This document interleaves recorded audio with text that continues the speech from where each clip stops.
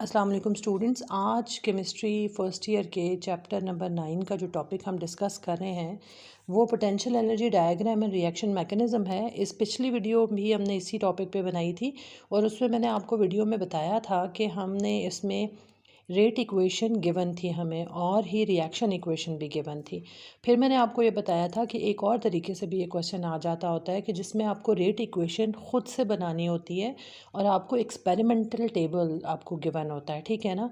तो ये एक सेल्फ चेक है आपकी कॉपी बुक का, तो उसमें आपको रेट इक्वेशन गिवन नहीं है, आपको एक्सपेरिमेंट का टेबल गिवन है, आपको डायग्राम गिवन है, ग्राफ गिवन है और आपको इक्वेशन गिवन है। तो आप ये एक्सपेरिमेंट टेबल के अंदर से रेट इक्वेशन निकालेंगे, ठीक हो गया ना। अब आपने उन्होंने कहा है कि जिस suggest a plausible mechanism that is consistent to the rate law, और आपने ये कहना है कि इसमें अज्यूम ये किया गया कि ऑक्सीजन एटम जो है वो एक इंटरमीडिएट है। आपको पहले से ही बता दिया कि ऑक्सीजन को आपने इंटरमीडिएट प्रोडक्ट के तौर पर लेना है, ठीक है ना। और पोटेंशियल एनर्जी डायग्राम आपको जो दी है, आप पोटेंशियल एनर्जी डायग्राम को देखें, इसमें दो पीक्स नज़र आ रही हैं आपको। जो ऊंची वाली पीक है वो रेट डिटर्मिनिंग स्टेप है, स्लो स्टेप है, और जो लो पीक नज़र आ रही है वो है इसका फास्ट रिएक्शन।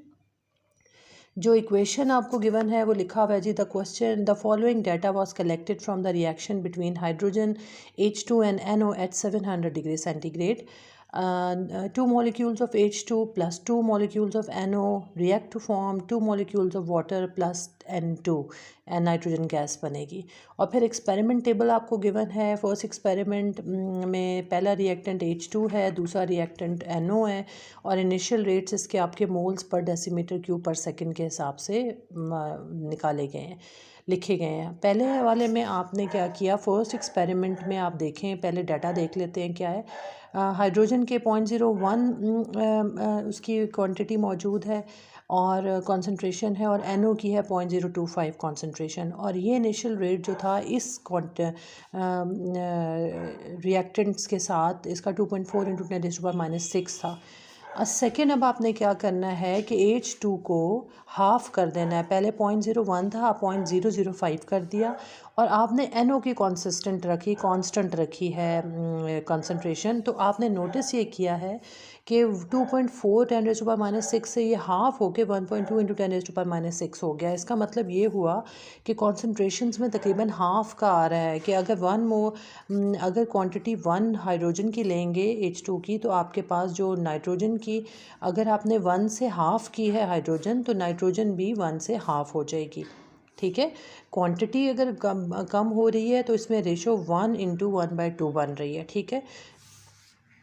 सेकेंड में अब आप थर्ड रिएक्शन में देखें तो हमने क्या किया, हाइड्रोजन को फिर 0.01 मोलर ही ले लिया इनिशियल वाला, और अब हमने नाइट्रोजन ऑक्साइड को NO को 1/4 कर लिया, 0.0125 कर लिया। तो हमने रेट के ऊपर ये देखा है कि रेट पे हमने जो 0.025 को हमने हाफ़ कर लिया है, decrease to half, sorry, NO से हमने हाफ़ कर लिया, 0.025 से 0.0125 कर लिए, तो जो रेट है वो 1/4 डिक्रीज़ हो गया। इसका मतलब ये हुआ कि 2.4 से रिएक्शन फ़ौरन 0.06 × 10⁻⁶ तक डिक्रीज़ हो गया है। तो इनमें 1:1/4 का आ रहा है। इसका मतलब ये हुआ कि अगर आप NO की क्वांटिटी को डबल कम करते हैं, अगर आप हाइड्रोजन की क्वांटिटी को फिक्स रख के NO की क्वांटिटी को डबल कम करते हैं, तो रेट 1/4 गिर जाता है, ठीक है ना, कॉन्सेंट्रेशन की पावर 2 बन जाएगा। तो इसमें अब आपने क्या करना है, सोल्यूशन में आपने सबसे पहले रेट इक्वेशंस डिराइव करने के लिए पहले इनकी कॉन्सेंट्रेशन की रेशो निकालनी है।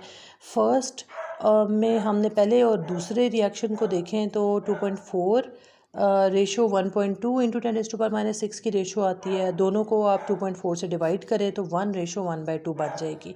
तो इसका मतलब ये होगा कि 1:1/2, एक अगर 1 मोल होगा तो दूसरा हाफ़ हो जाएगा, अगर आप में एक की कमी करते हैं तो दूसरा आधा कम हो जाएगा, ठीक हो गया।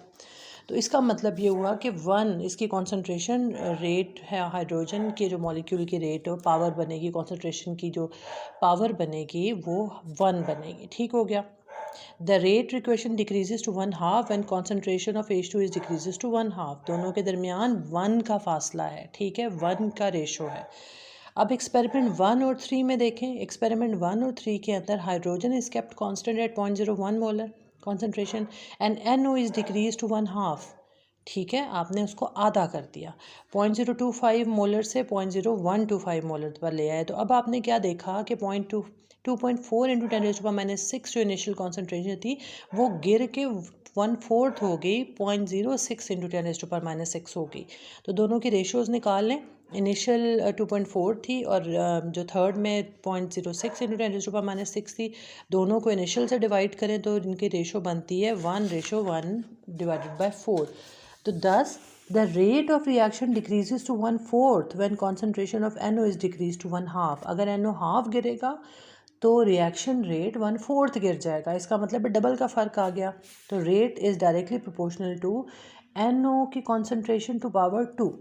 ठीक है, हमारे पास रेट लॉ बन गया कि rate is directly is equal to constant into NO की पावर 2, कॉन्सेंट्रेशन की NO पावर 2 और हाइड्रोजन की पावर 1। ठीक हो गया।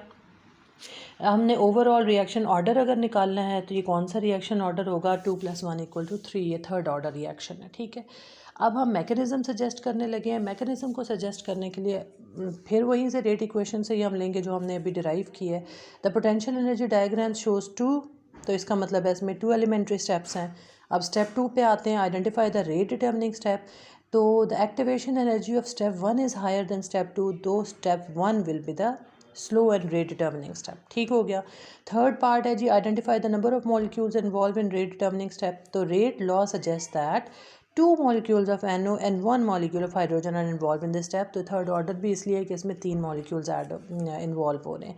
अब हमने लास्ट और सबसे क्रूशल स्टेप करना है, मैकेनिज्म फाइंड आउट करना है, दोनों स्टेप्स को लेके फाइनल इक्वेशन बनानी है। तो अब हमने फिर रेट लॉ से देखना है कि रेट लॉ में the overall reaction show that 2 molecules of NO and 2 molecules of hydrogen react to form products। Equation जो हमें थी उसमें नज़र आ रहा था दो मॉलिक्यूल दोनों के हैं। However the rate law equation shows that in the rate determining step 2 molecules of Na है और हाइड्रोजन का एक है। ओके, तो इसका मतलब ये हुआ कि मैकेनिज्म लिखने के लिए एलिमेंट्री स्टेप, जो फर्स्ट एलिमेंट्री स्टेप होगा, 2 molecules of NO + 1 molecule of H2। ये हमने रेट लॉ को देख के, रेट इक्वेशन को देख के लिया है। ठीक है, उसमें NO की पावर 2 थी तो यहाँ 2 मॉलिक्यूल लिए, वहाँ H2 की पावर 1 थी तो हमने 1 मॉलिक्यूल लिया। अब हमने 2H2 ले लिया, इससे हमें वाटर बना। हमने प्रोडक्ट देखा था प्रोडक्ट इक्वेशन में कि हाइड्रोजन बननी है और नाइट्रोजन बननी है और 2 मॉलिक्यूल ऑफ वाटर बनना है। तो यहाँ पे भी हम पहले नाइट्रोजन बना लेते हैं, 2 मॉलिक्यूल ऑफ वाटर बना लेते हैं, फिर जो बच जाएगा वो होगा नेसेंट ऑक्सीजन यानी एटॉमिक ऑक्सीजन। वो हमें पहले ही उन्होंने बता दिया था। अगर आप डायग्राम देखें तो उसमें भी O को उन्होंने बीच में प्लस के साथ O दिखाया, इसका मतलब इंटरमीडिएट है। और उन्होंने जो हिंट दिया था उसमें भी यही कहा था कि assume that oxygen is a intermediate product. तो हमारे ऑक्सीजन स्लो रिएक्शन का इंटरमीडिएट बन गया।